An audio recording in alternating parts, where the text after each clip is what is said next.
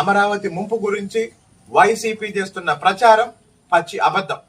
ఒకవేళ అమరావతి ముంపు ప్రాంతం అని వైఎస్ఆర్సీపీ చెప్పేటట్లయితే జగన్మోహన్ రెడ్డి అక్కడ ముంపు ప్రాంతంలో ఎందుకు ఇల్లు కట్టుకున్నాడో చెప్పాలి.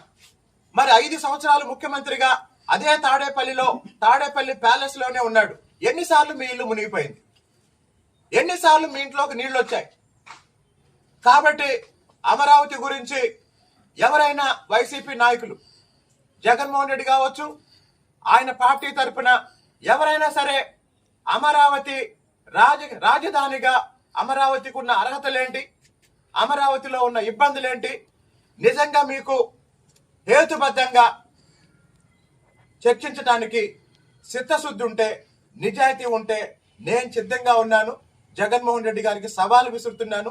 మీరైనా మీ పార్టీ నాయకులు ఎవరైనా అమరావతి మీద, అమరావతి రాజధాని మీద మీ ఇష్టం వచ్చిన సమయంలో, మీ ఇష్టం వచ్చిన ప్రదేశంలో, మీ ఇష్టం వచ్చిన రోజున ఒక చర్చ నిర్వహించండి. అమరావతి రాజధాని రైతుల తరపున, అలాగనే ఇప్పుడున్న కూటమి ప్రభుత్వం తరపున నేను ఆ చర్చలో పాల్గొని రాజధానికి సంబంధించిన సమగ్రంగా అన్ని విషయాలు మీకు తెలియజేస్తానని, మీ అజ్ఞానాన్ని తొలగిస్తానని ఈ సందర్భంగా తెలియజేస్తున్నాను.